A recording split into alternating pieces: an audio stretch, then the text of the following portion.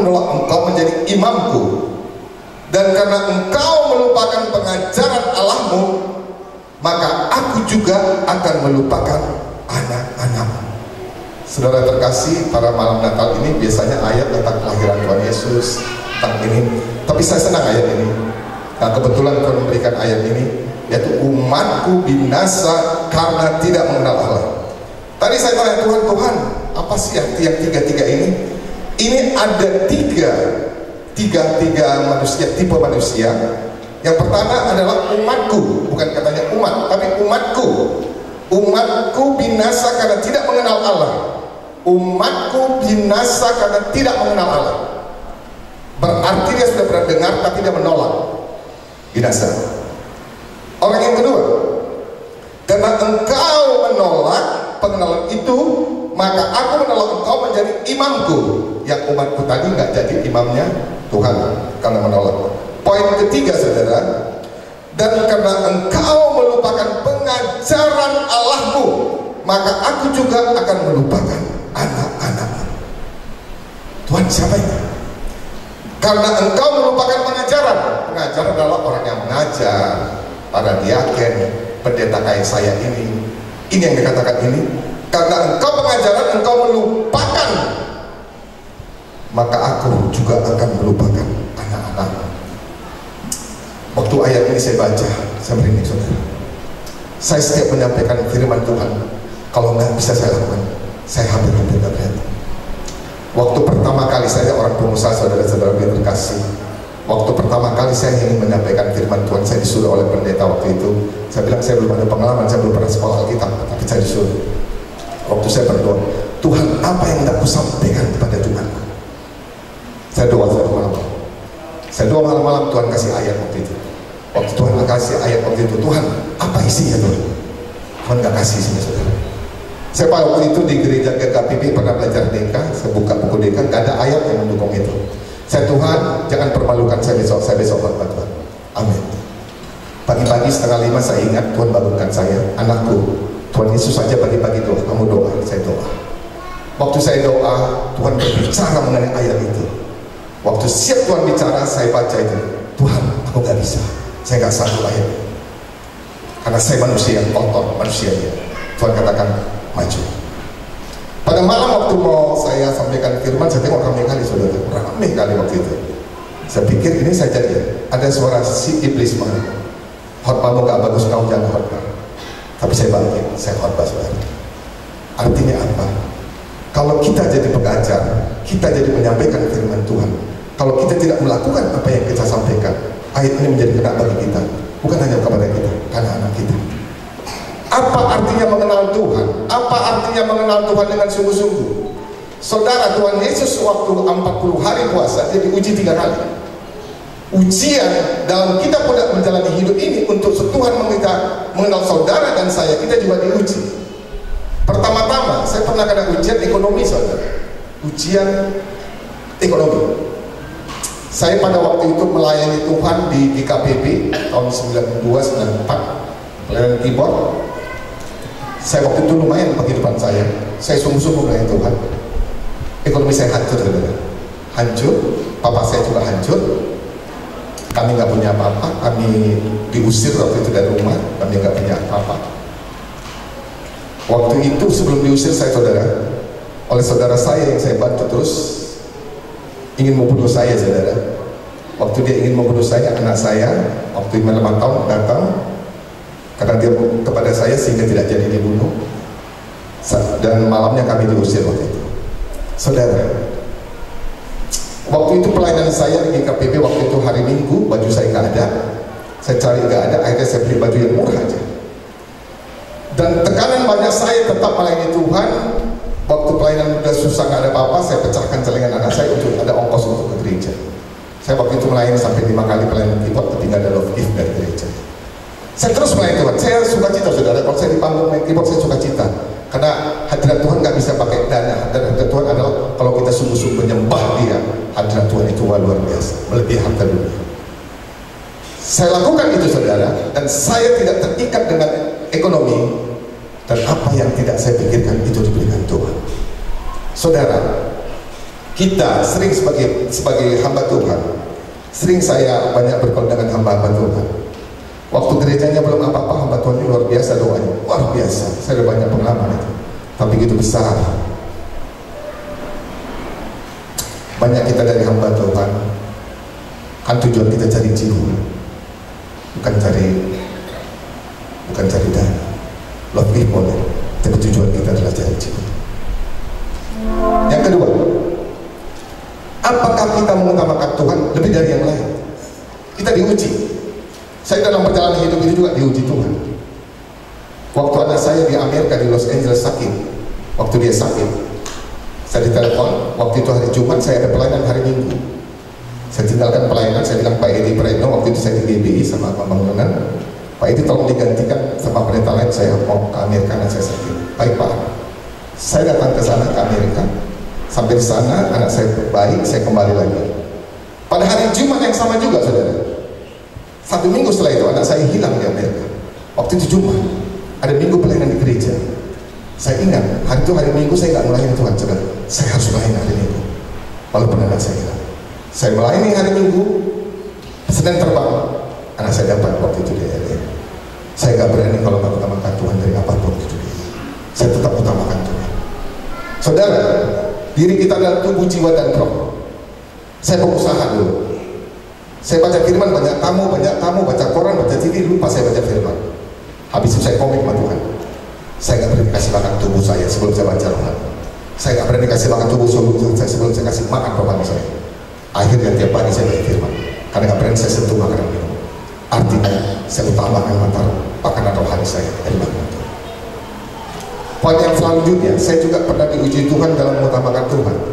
Waktu Agustus tahun lalu yang marak-maraknya COVID, istri saya kena COVID. Pada Kamis, saya doa minta mujizat Tuhan. Hari Jumat diperiksa lagi, saya doakan, udah negatif. Saya bilang, "Mak, ini Tuhan bicara untuk malam ini, Mama mau doakan." Udah kata kawan kemana mungkin bisa mujizat COVID, jadi nggak COVID lagi.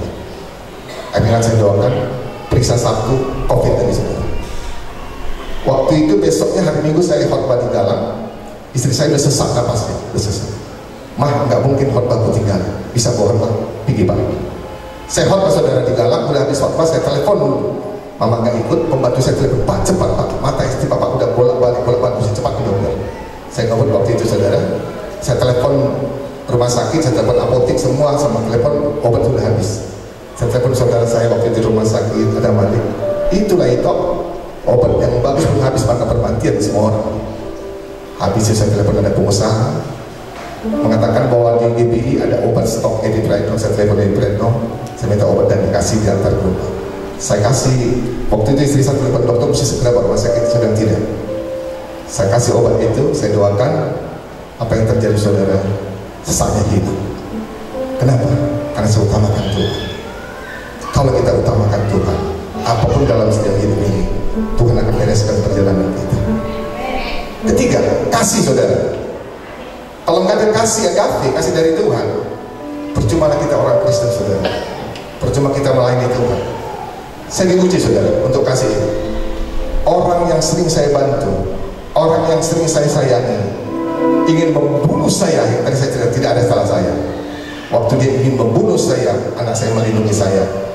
Dia akan datang 2 minggu kemudian dia datang. Lain, waktu saya membunuh lain, apa yang maafkan? Kenapa? Sejak itu hancur usaha semua. Saya bilang itu detik lain maafkan. Kenapa? Waktu lain ini membunuh saya, dan waktu itu saya maafkan. Saya terbayang waktu Tuhan Yesus ke kayu salib, dicambuk, dicaci, dimaki, dibunuh. Bapak ampuni dosa mereka, apalagi saya manusia hina, saya ampuni semua. Kita banyak belajar dari Kristus. Kita sebagai orang Kristen harusnya lebih baik dari agama-agama yang lain, karena kita punya contoh yang sempurna. Saya kalau dapat tekanan-tekanan, saya lihat penderitaan Tuhan Yesus. Saya kalau dapat tekanan-tekanan, saya lihat penderitaan Yesus. Kalau ada jebakan-jebakan, ada rayuan dari iblis, saya ingat Tuhan Yesus saudara. Dia rela di kayu salib untuk kita. Dia datang ke dunia pada hari ini, pada 2000 tahun yang lalu kita peringati pada malam hari ini. Untuk apa dia datang? Karena kasihnya kepada saudara dan saya, kasihnya kepada kita. Dia rela. Saudara, waktu saya ingat Tuhan Yesus rela datang, karena kalau dia tidak datang, kita tidak bisa masuk surga. Karena Bapa surga yang katakan jadi bumi jadi, manusia mati mati, maka Tuhan harus menjelma menjadi manusia untuk menebus saudara dan saya. Saudara, saya singgung sedikit. Tuhan Yesus waktu dia berdoa kepada Bapa untuk Bapa kalau bisa jauhkanlah cawan ini kepadaku, tapi kehendakmu yang jadi. Bukan Tuhan Yesus takut menghadapi, dia sudah tahu dia bakal disiksa, dia tahu dia bakal dihancurkan, dia tahu akan dihabisi. Yang paling ditakuti Tuhan Yesus apa? Apabila dosa itu jatuh ke dalam dia, Bapa meninggalkan dia. Dia tidak pernah ditinggalkan Bapa. Maka waktu di kayu salib dosa kita masuk. Bapa, ini lama sabotani, mengapa engkau meninggalkan aku?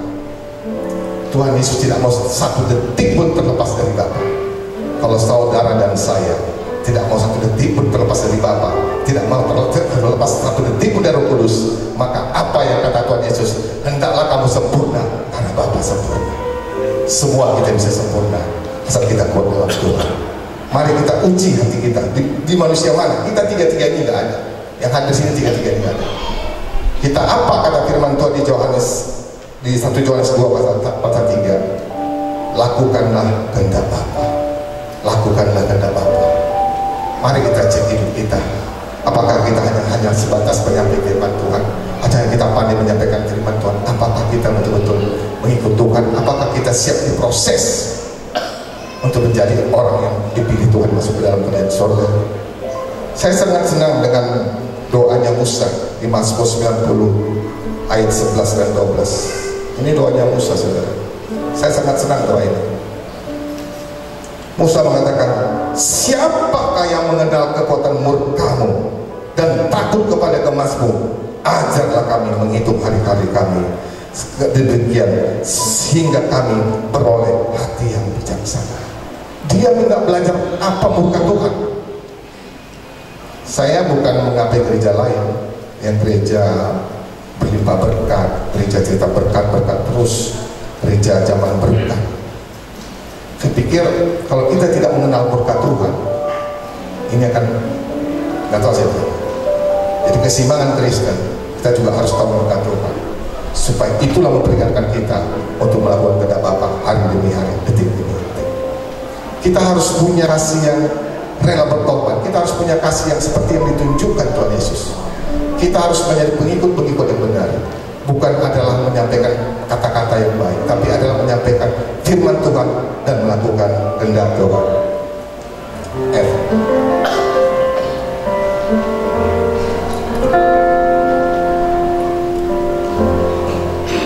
Sebab Engkaulah Tuhan yang Maha Tinggi,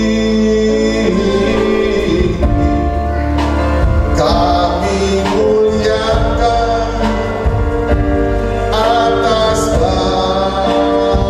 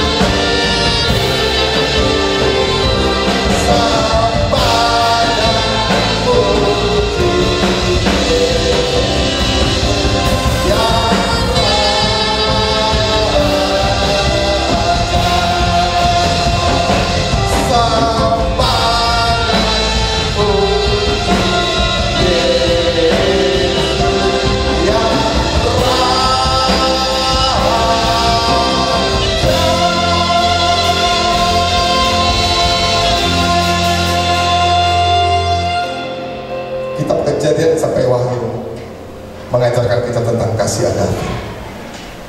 Waktu Nomensen datang ke Tanah Batak, Munchen dan Lehman pertama sebelum Nomensen mati dibunuh oleh Batak. Kenapa Nomensen salah? Karena dia waktu dikepung rumahnya oleh orang-orang Batak yang membunuh dia, waktu tengah malam dia sedih. Dia balas kejahatan dengan kasih. Di situ tumbuh iman orang Kristen. Mari kita pada malam hari ini, Hosea pasal 4 mengatakan umatku binasakan amat. Kalau kita betul-betul mengenal Allah, kalau kita betul sungguh mengenal Allah, marilah kita jadi berkat. Marilah kita cari jiwa-jiwa untuk kemuliaan nama Tuhan. Marilah kita betul-betul melakukan dengan pimpinan Roh Kudus. Saya sering introspeksi diri saya, saudara. Kalau saya nyampaikan firman, saya tanya istri saya menjadi cermin bagi saya. Anak-anak saya menjadi cermin bagi saya. Kalau ada yang tidak benar, ada yang tidak cocok, mereka koreksi, dan saya sedang. Waktu pertama saya menggembala waktu di Hotel Tiara, saya sampaikan kepada para penulis saya, kalau salah saya kontrol, salah saya tegur, supaya saya on the track. Kalau diangkat-angkat terus bisa bahaya. Saya lihat hamba Tuhan banyak berguguran karena diangkat terus, nggak bisa dikritik. Kita harus bisa dikritik, karena dengan kritik kita tahu kita bisa on the track. Karena dengan teguran kita tahu kita apakah benar-benar mengembali gereja dengan benar, apakah benar-benar firman Tuhan disampaikan dengan sesuai firman Tuhan. Nama Tuhan dimuliakan. Bagi Tuhan tak ada yang mustahil. Bagi Tuhan tak ada yang tak mungkin. Mujizatnya disediakan bagimu. Ku diangkat dan ditinggikan. Bagi Tuhan, bagi Tuhan tak ada yang mustahil. Bagi Tuhan tak ada yang tak mungkin. Mujizatnya disediakan bagimu.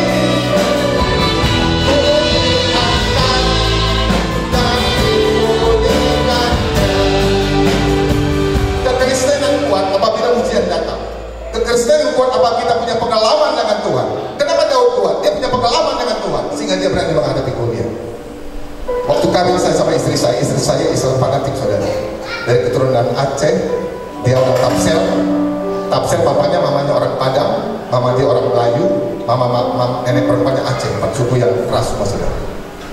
Waktu saya kawin, saya ke Jakarta, dia ditarik mamanya, suruh pulang. Walaupun hamil masih banyak, masih laku kamu cantik. Tapi dia tetap sayang.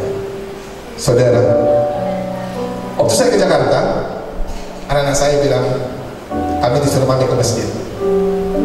Istri saya tegur, dan istri saya berubah ketika mujizat datang. Tapi kita tidak tepat mujizat.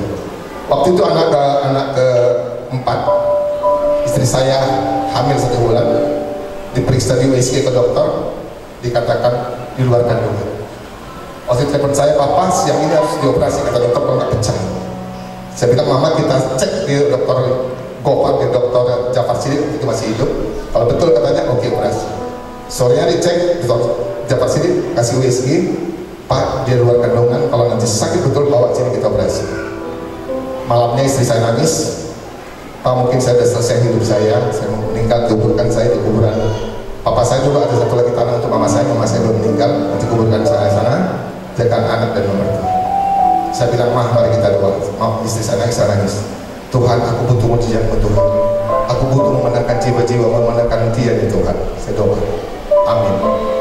Dan tengah 5 sakit, saudara. Saya ingat cakap dokter, cepat bawa ke rumah sakit untuk operasi. Saya tanpa pakai baju, bisa tanpa mandi, saya pakai baju, ganti baju, saya bawa ke rumah sakit. Saya bilang, perawat cepat operasi, ini mau pecah. Kata perawat, sini SOP-nya, mesti USG dulu. Waktu di USG, dokter bilang, sudah masuk dalam kandungan. Bukankah Tuhan kita luar biasa? Yang penting kita iman. Kita iman betul-betul. Saudara, habis itu saya diuji Tuhan. Seminggu setelah itu, kami pulang dari kerjaan, pulang jam 10 malam, kepalanya sakit, saudara. Wah, di mana dokter gak ada? Rumah sakit Kolombia. Kita bawa ke Kolombia. Dokter bilang ini ada pendarahan, ini harus dioperasi segera, kalau nggak akan meninggal. Jam 10:30 masuk kamar operasi, Di kamar operasi dokter memanggil saya, Pak, ini saya masukkan bius dalam 1 bulan, ini akan hancur, kita langsung korek. Saya bilang tidak dok, saya bilang tidak, karena saya tahu Tuhan tidak pernah buat mujizat setengah-setengah, dia pasti tuntas. Besok paginya dokternya bilang ini harus kita korek karena ini sudah hancur. Saya bilang tidak dok, saya bilang mujizat. Waktu setelah dokter pergi, suara Tuhan mengatakan ganti dokter ini. Saya ganti dokter, dokter melihat diagnosanya, semua diagnosanya saya ingin membunuh anak ini. Tapi kemurahan Tuhan, dokter ini merubah itu dan anak itu lahir dengan selamat. Setelah terjadi mujizat itu, istri saya kekristennya luar biasa, lebih luar biasa dari saya. Tuhan itu baik. Asal kita sabar menunggu waktunya. Saya belajar saudara, saya belajar. Tuhan saya harus sempurna, Tuhan saya harus sempurna. Saya belajar, jatuh bangun sampai bisa Tuhan, supaya saya bisa masuk surga. Ada beberapa tahun yang lalu saya undang pendeta berbicara di sini khotbah. Dia katakan kita tidak bisa sempurna, tidak bisa sempurna. Habis khotbah saya tegur dia, baca ayat ini ada di sini Matius, bahwa kita harus sempurna. Bulan depan dia khotbahnya sempurna saudara, jemaat itu. Maka saudara-saudara yang terbaik, apapun khotbah orang kalau tidak sesuai firman Tuhan, kita harus lakukan. Saya suka dalam khotbah bersaksi saudara, karena kita harus alami hidup Tuhan. Ngapain kita puluhan tahun tidak ada pengalaman dengan Tuhan? Sehingga saya tidak takut saudara. Ini sekarang problem saya banyak, saya tidak takut. Pasti Tuhan atas, pasti Tuhan akan tolong kita. Yang penting kita yakin, yang penting kita waktu wujudkan sungguh-sungguh, bukan setengah-setengah, tapi yakin saudara. Jangan kayak Petrus, kata Tuhan Yesus mari sini, dia datang tapi dia baik mau tenggelam saudara. Kita harus yakin, karena Tuhan yang punya kita saudara. Dia yang ciptakan langit dan bumi, apa yang bisa dia buat? Yang penting apakah saudara dan saya yakin. Saya punya pengalaman saudara, apapun yang terjadi waktu saya susah, diejek, dihina, apa itu beriman Tuhan, si nginjil aja kerjanya, gak ada uangnya itu. Si nginjil aja kerjanya, gak ada uangnya. Saya tetap ikut, saya tetap ikut Tuhan. Saya pernah nginjil di koperasi, ada orang mabuk datang saudara. Waktu nginjil masuk orang mabuk, saya ingin soal cerita Tuhan Yesus saudara. Saya di stop di situ. Sini dulu kan. Tadi saya khotbah tentang Tuhan Yesus luar biasa. Ada di 1 Korintus 15 ayat 19 mengatakan, jika engkau berharap kepada Kristus, engkau paling malang di dunia. Betul nggak ayat ini? Saudara, saya belum pernah baca ayat itu baru itu. Tapi Tuhan kita baik, dia kasih hikmat. Ayat ini betul. Kalau kita berharap Kristus, kita perampok, kita mabuk, kita orang paling malang di dunia. Dia terkejut sama saya. Ada kuasa Tuhan sehingga tidak bisa dia mengambil saya. Marilah kita dalam bama ini, beberapa pendeta sini berangkulan tangan supaya kita bisa menangkan cita-cita, supaya nama Tuhan dimuliakan, sehingga bama Helvetia menjadi contoh bagi bama yang lain. Nama Tuhan dimuliakan. Mungkin tahun depan sudah penuh tahun depan, karena kita bergandengan tangan, saling mendoakan, saling melakukan ketua, penasihat dan yang lain-lain. Kata kita milik Tuhan. Kita mari belajar rendah hati, belajar paling rendah, supaya nama Tuhan dimuliakan, sehingga kita makin keakuan kita makin habis. Tapi Tuhan adalah diri kita, sehingga kita melakukan firman Tuhan. Setiap langkah, setiap detik kita hanya untuk Tuhan. Nama Tuhan dimuliakan. Bagi Tuhan tak ada yang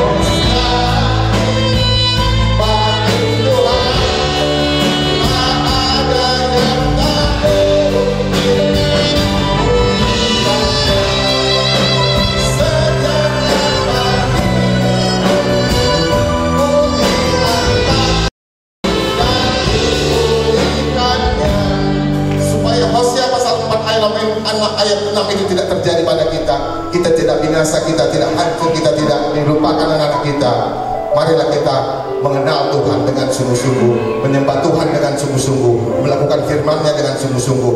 Apapun kejadian dunia ini, apapun di hadapan kita, kita pegang Tuhan dengan yakin, dan kita yakin apa yang tidak kita pikirkan itu yang disediakan Tuhan bagi kita. Dan saya sudah alami. Bagi Tuhan tak ada yang